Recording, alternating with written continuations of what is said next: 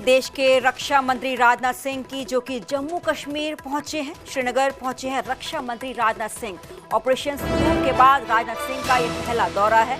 Jammu airbase पर जवानों से मुलाकात उनकी तरफ से राजनाथ सिंह की तरफ से की जा रही है। सुरक्षा व्यवस्था की समीक्षा भी करेंगे राजनाथ सिंह। जम्मू कश्मीर पहुंच चुके हैं देश के डिफेंस मिनिस्टर राजनाथ सिंह। श्रीनगर पहुंचे हैं। ऑपरेशन सिंदूर के बाद राजनाथ सिंह का ये पहला दौरा है, क्योंकि ऑपरेशन सिंदूर को अंजाम दिया गया, सक्सेसफुल भी रहा ऑपरेशन सिंदूर। जम्मू एयरबेस पर जवानों से मुलाकात इनकी तरफ से की जा रही है। तस्वीरें सामने आ चुकी हैं, क्योंकि कुछ देर पहले ही दिल्ली से रवाना हुए थे। जो जम्मू कश्मीर के एलजी हैं वो भी उनके साथ हैं, और इस दौरान जो आर्मी चीफ हैं जनरल उपेंद्र द्विवेदी, वो भी देश के रक्षा मंत्री राजनाथ सिंह के साथ ही रहेंगे। हौसला अफजाई की जाएगी जवानों की, सोल्जर्स, क्योंकि पाकिस्तान की तरफ से एक प्रोपेगेंडा फैलाया जा रहा था कि जो इंडिया के एयरबेस हैं उनको तबाह किया, डिस्ट्रॉय किया। एक मैसेज पाकिस्तान को देने की कोशिश जाहिर से बात है कि की जाएगी कि जो इंडिया के एयरबेस हैं वो पूरी तरीके से सुरक्षित हैं। तो जवानों से मुलाकात करेंगे रक्षा मंत्री राजनाथ सिंह। एक हौसला अफजाई उनकी तरफ से की जाएगी देश के जवानों की। तो रक्षा मंत्री राजनाथ सिंह जम्मू कश्मीर के दौरे पर हैं, जहां ऑपरेशन सिंदूर के सफल अभियान में शामिल जवानों और अधिकारियों से मिलकर उनकी हौसला अफजाई उनकी तरफ से की जा रही है। इस दौरे में सेना प्रमुख जनरल उपेंद्र द्विवेदी भी उनके साथ हैं, और वे श्रीनगर स्थित 15 कोर मुख्यालय भी जाएंगे, हेडक्वार्टर्स भी जाएंगे।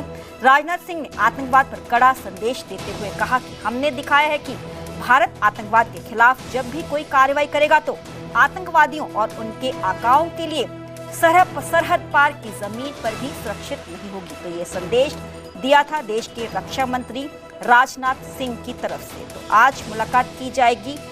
जो देश के जवान इस पूरे ऑपरेशन में मौजूद थे, एयर कमांडर्स थे, ग्राउंड कमांडर्स थे, उनके साथ मुलाकात करेंगे देश के रक्षा मंत्री राजनाथ सिंह।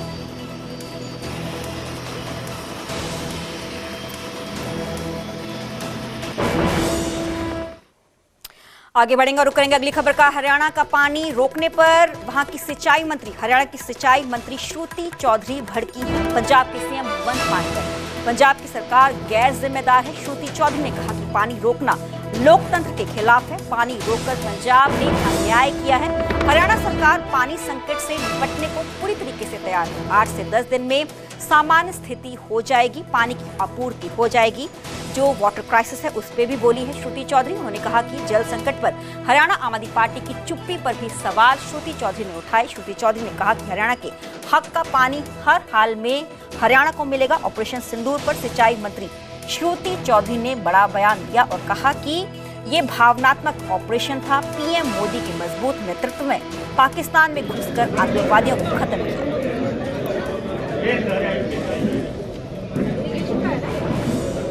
ये रहा कि भाखड़ा का जो पानी है, जो हमारे हिस्से का जो था, जो बीबीएमबी निर्धारित करता है स्टेट को कि कितना पानी कहाँ जाएगा। निर्धारित करने के उपरांत पंजाब नहीं मैं कहूँगी, भगवंत मान जी ने, आम आदमी पार्टी की जो सरकार है, एक बेहद गैर जिम्मेवार सरकार है, और उन्होंने ये काम किया, एक लोकतंत्र व्यवस्था को ख़राब करने का काम किया, जहाँ पे सारी की सारी स्टेट्स शेयर करती हैं पानी। और आज वो कह रहे हैं कि पानी की कोई कमी नहीं है हरियाणा में।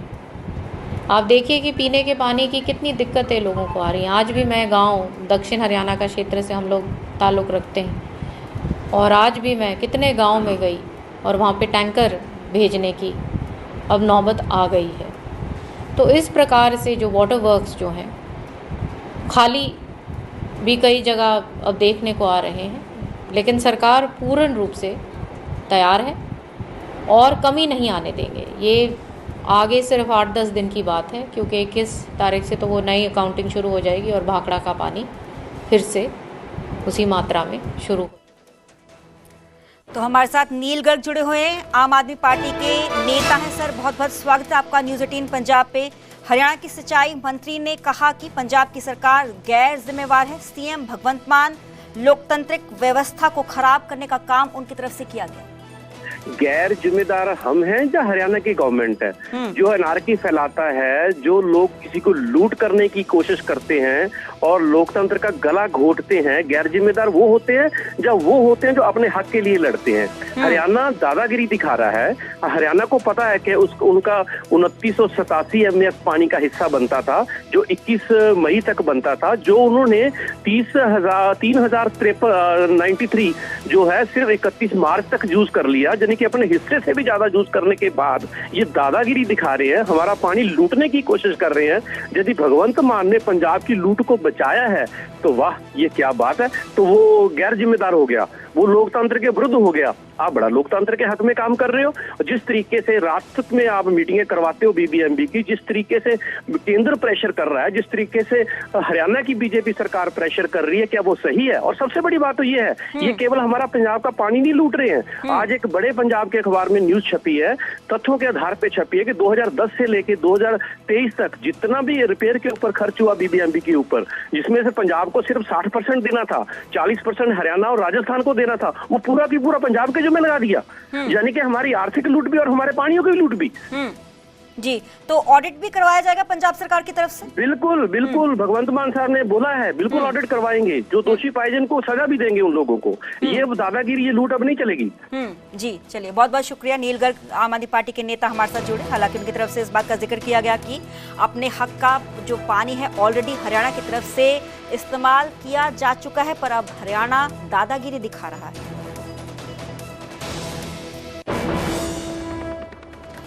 हरियाणा के मंत्री अनिल विज ने कांग्रेस पर तीखा निशाना साधा और कहा कि कांग्रेस अब पार्टी नहीं, गुटों का गठबंधन है। अनिल विज ने कहा कि 9 महीने बाद भी नेता प्रतिपक्ष तय नहीं हुआ, लीडर ऑफ ऑपोजिशन अलग सत्ता में आ जाते तो सीएम चुनने में भी 9 महीने का समय लग जाता। विज ने कहा कि बाई चांस सरकार मिलती तो अफरा तफरी मच जाती। अंबाला एयरपोर्ट पर भी अनिल विज ने कहा कि अंबाला एयरपोर्ट बिल्कुल तैयार है, सीएम तय करेंगे कब इसका उद्घाटन करना है। न्यूज 18 पर विज ने 2029 चुनावी दावा भी किया। 2029 में भाजपा सरकार फिर से बनेगी। अनिल विज ने यह दावा किया। कांग्रेस का कोई भी भविष्य, कोई भी फ्यूचर नहीं।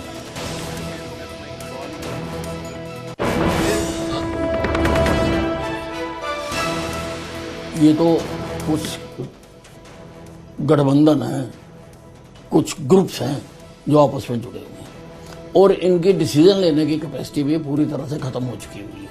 आप ये देखिए, ये तो जो विपक्ष में आए 9 महीने से ये अपना विपक्ष का नेता नहीं चुन पा रहे। वैसे तो होना नहीं था।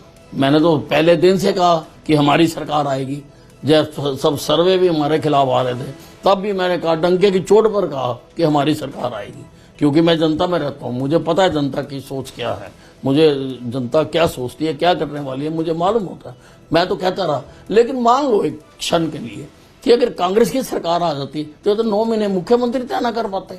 देखते हैं आप भविष्य क्या देखते हैं हरियाणा के अंदर भारतीय जनता पार्टी? नहीं, भविष्य में भी भारतीय जनता पार्टी की ही सरकार आएगी। आप ये आज वाला मेरा जो प्रोग्राम है इसको आप अपने पास सेव करके रखना। मैं आज कह रहा हूं कि अगली सरकार भी हरियाणा में भारतीय जनता पार्टी की बनाएगी।